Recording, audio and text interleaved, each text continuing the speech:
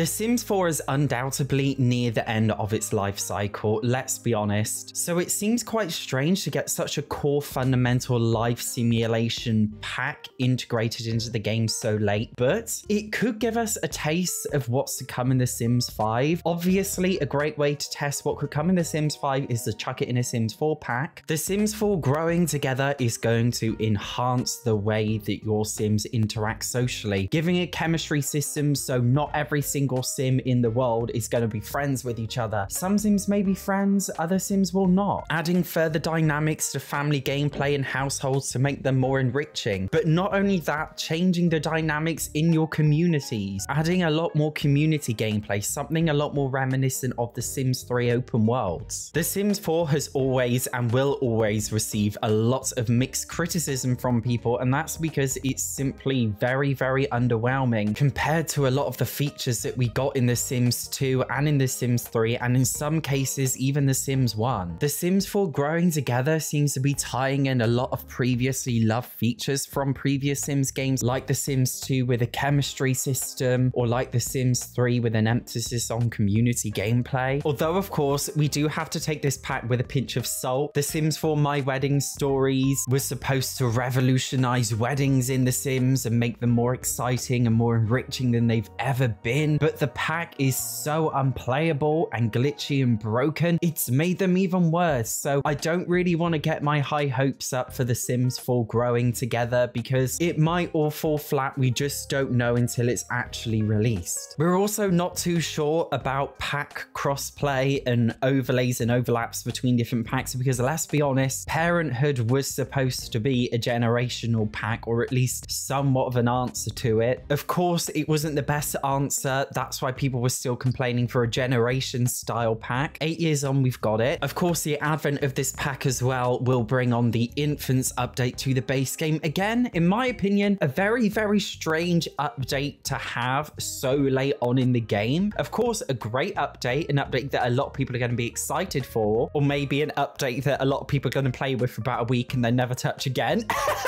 Instant age them up. But it seems with The Sims 4 get together, I mean growing together, all of the packs are sounding the same at this point. There's so many. They are also enhancing other life stages. For example, toddlers are getting a total of 18 possible personality quirks in order to make them more unique and individual. Kids are getting a brand new confidence system. Elders are going to have a lot more enriching gameplay. The pack will involve more enriching gameplay for every single life stage, apart from teens, because you have to purchase The Sims 4 high school years for teen gameplay because they decided that teens were different.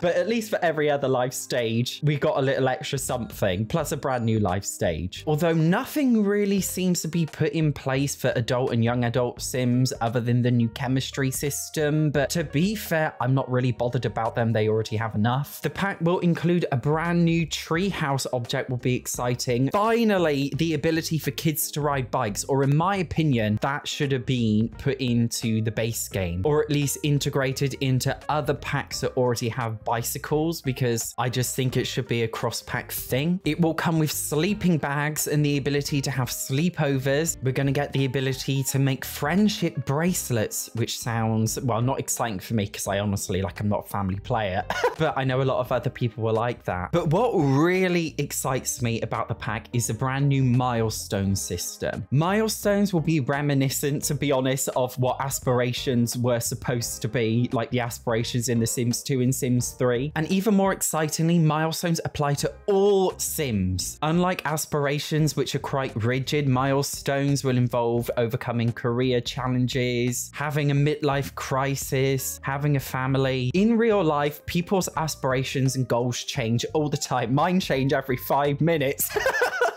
So I love the idea of having, aspirations that change over time and are not just, a gameplay tutorial. One of my personal biggest criticisms of The Sims 4 is that it doesn't facilitate long-term gameplay. You pick up the game, play it for 3 minutes, get a bit bored, and then you don't bother anymore. And then the next time you play, you create a brand new save file for literally no reason. With the idea of ever-changing challenges and milestones in your Sims' lives, I feel like it will give Simmers more of an incentive to to actually load the exact same save file over and over again. And that's exciting for people like me who have a short attention span. And then of course we have the compatibility preferences. Again, I'm so excited for this. Although I'm going to hold back because the pack hasn't been released yet. When The Sims 4 High School Years was first announced, I was literally so exciting. I was raging in a very positive, emotional way. And then I actually got to play it and I was like, oh my God, what is this? So just looking at it from the offset, this is not my review of the pack. The idea of actually having Sims have preferences of friends is such a basic thing, yet it seems like such a long-awaited thing that we haven't had before. In basically every single Sims game, any Sim can be friends with anyone, but in real life, that's simply not true. We all naturally jowl to some people and dislike other people based on preferences. So this is a really interesting take on The Sims 4, and I think it could be a really great step to see what's actually going to be coming in The Sims 5. Although I really hope they don't upsell it as DLC in The Sims 5. I'm going to be brutally honest with you guys. All of these dynamic systems in this pack, like they should have been put in the base game because they are core basic life simulation features. You can't deny that it is cash grabby. But looking at it from the perspective of money is no object, these brand new relationship features will be really exciting. Although EA haven't actually stated yet whether or not it will affect romantic relationships. They haven't come out and said that there will be a romantic chemistry system. So unfortunately, it looks like there's not going to be one. Of course, we don't know if the compatibility preferences thing will also reflect romantic relationships too, other than just friendships. But if it did, that is going to be really exciting. The closest thing we ever actually had to dynamic relationships in The Sims is actually in The Sims 2, where The Sims 2 Nightlife expansion pack came with a Rage Fury system, which meant that Sims could become furious with another Sim, but only for a temporary amount of time. Obviously in The Sims, if you get angry with a Sim, it permanently decreases your relationship level, which doesn't make sense because in real life, we always get angry with our best friends and our family, but then we get over it 5 minutes later. This specific pack doesn't seem to come with something like that, but for what it's worth, the relationship system that it's supposed to be coming with, on paper, stress it, on paper, seems like a good idea. We have seen a screenshot that an EA employee posted on Twitter showing that the brand new world that this pack is coming with is going to come with a water park, which is okay. I'm saying okay because The Sims 4 High School Years came with like a fairground theme park thing, but it turned out to be a little bit underwhelming, to be honest. So I don't know how it's going to go, but I think it'll be a nice feature. As with every single Sims 4 world, they've always been underwhelming and not that enriching in terms of gameplay, to be honest. But we do know the brand new world San Sequoia, if I'm pronouncing it right. It sounds like a carb, you know, like quinoa.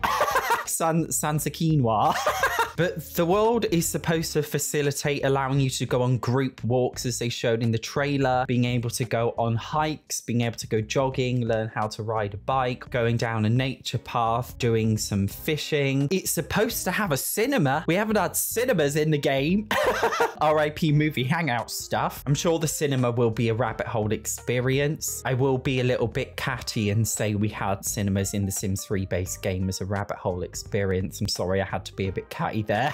But it seems like this pack is basically The Sims 3, but obviously without the open world. My favorite thing about The Sims 3 is just how much community gameplay there is. So it seems like this pack is focused on community gameplay, but also internal family gameplay as well. It seems to be looking at it from both angles, and it's something that I'm really interested in seeing how it's actually going to turn out. As with any Sims 4 pack, it has come with some criticisms already, even before release. As I said before, things like a child riding a bike or just basic family interactions should just be a base game thing, many people have said. I personally agree. If it's a core life thing, it should be core in the game. The pack is shown to come with things like birthmarks and scarring. Again, could these things just be put in the base game? When it comes to just ordinary human representation, in my personal opinion, those things should come as a free update, although we might get a lot of scars as free updates. We don't know, to be honest. We're gonna have to wait and see, to be fair. Many people have criticized things like losing baby teeth as a bit exploitive to put in an expansion pack. Again, this is just a core basic life thing. If you look at a pack like Eco Lifestyle, this introduces a very unique system of cleaning up a certain community, looking after that community, dealing with pollution, living your eco solar panel lifestyle. Like, it's a very niche thing, and I can understand why something like that is an expansion pack. But when it it comes to just core things like growing up, I can 100% see why people are complaining. Why is this a full-on expansion pack? Many people are also saying that it's simply just rehashing things we've already had in older packs, but with a slightly different skin on it. Sims could already ride bikes, but they're now just finally bothering to code it in for child Sims. They already had the mechanic in for going on hikes with the Sims 4 Snowy Escape. People are also criticizing the Infants update because it's probably not going to come with any cross-pack play for any previous packs. I will be honest, the Sims team are terrible for implementing new features into older packs. When we got the Sims 4 Toddlers update, after they finally decided to give us toddlers, absolutely none of the packs were really updated that much for toddler gameplay. From the perspective of a brand new player to the game, they didn't know that toddlers came as a future update. All they know is toddlers are here now, therefore toddlers should interact with every existing pack, but unfortunately they do not, and that's because toddlers were released very late into the Sims 4's lifespan. So with Infants, it could also be very similar. Are Infants going to get no cross-pack play for any previous packs? Are they going to get no pack-specific interactions? Which leads me to believe that if they didn't boast about it, then it's probably not going to come. For example, with the Sims 4 Parenthood pack come with brand new parenting interactions for looking after infants, because the game pack includes many different unique parenting interactions for toddlers and children and teens, but we don't know if it's going to come with unique ones for infants too. If you own the Sims 4 Cats and Dogs, will there be more pet interactions for infants specifically? If you own the Toddler Stuff pack, will any of the stuff be applicable for infants? Will infants be able to play with any of the unique objects that came with that pack? If you own the Seasons pack, will infants be able to play in the snow and have unique weather-related interactions? If you own Dine Out, will the pack facilitate bringing in infants to a restaurant, because the pack doesn't actually allow you to bring toddlers into a restaurant? With The Sims 4, I have learned to hold up on being too excited until we actually see it in practice. If you have a game that's gonna be out for years more to come, in other words, probably more than 10 years, you have the responsibility to make sure that all of the packs work well with each other and all of the future updates work well with each other and in tangent with each other. Call me harsh, but The Sims 4 in its entirety does cost more than $1,000 US,